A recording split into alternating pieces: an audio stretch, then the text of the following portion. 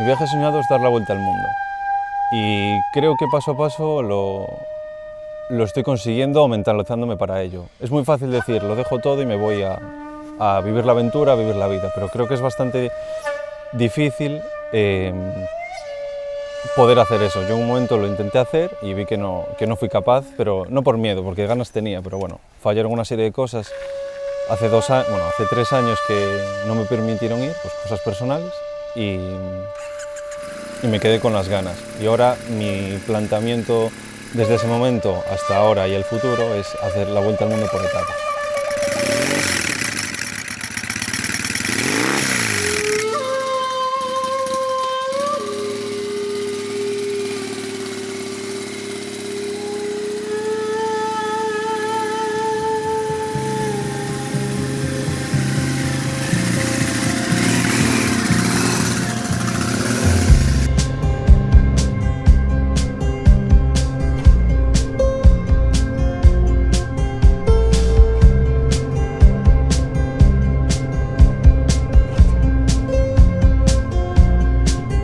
Mi pasión por las dos ruedas viene desde muy pequeño. Mi primera moto fue una minicross que la llevaba por la playa, una playa de Ferrol.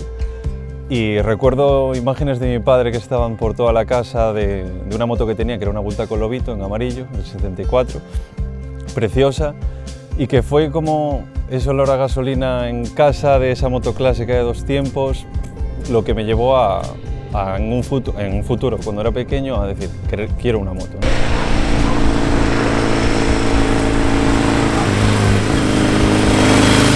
Creo que la moto te expone a cualquier elemento, ¿no? A cualquier situación que te puedas encontrar en la carretera. Si hace frío te helarás, si llueve te vas a mojar, si hace calor te vas a quemar. Pero creo que esa es la parte de la aventura, ¿no? Exponerte a todas las condiciones que encuentres y poder absorberlas y dentro de ti realmente estás cambiando algo que te está formando más como persona. La sensación esa de libertad, el viento en la cara, que no me lo da cualquier otro vehículo.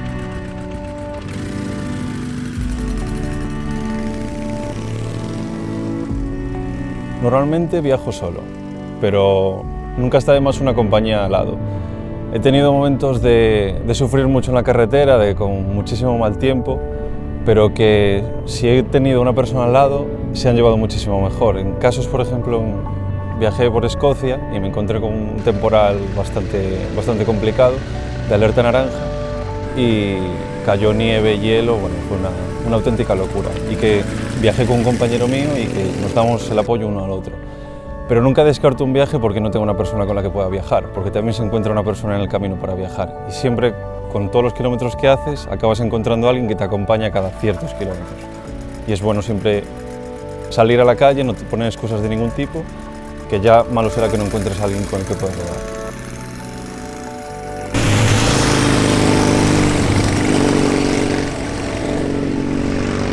Aparte del clima, del sistema meteorológico, de toda la lluvia, creo que el mayor problema de viajar en moto es el espacio. Y creo que reducir lo que es tu vida en un espacio tan pequeño que como mucho llegan a 50 litros entre las alforjas y la mochila, creo que es lo más complicado, porque al principio cuando se viaja, cuando empiezas a hacer los viajes, metes más cosas de las que realmente necesitas. Y a medida que vas haciendo más viajes acabas reduciendo las cosas que necesitas. Pero siempre hay problemas de espacio.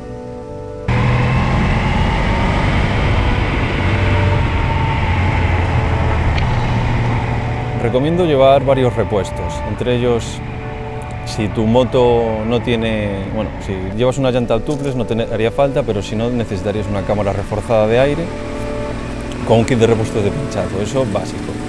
Luego, manetas, porque seguro que alguien se va a caer alguna vez de la peor manera que existe y la manera más tonta que podría existir y partes algo que no quieres partir.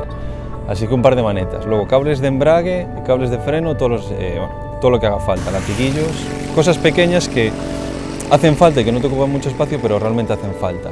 Y luego, por supuesto, bridas y bolsas de basura y un cinta americana. Esas tres cosas es el kit básico que hay que llevar.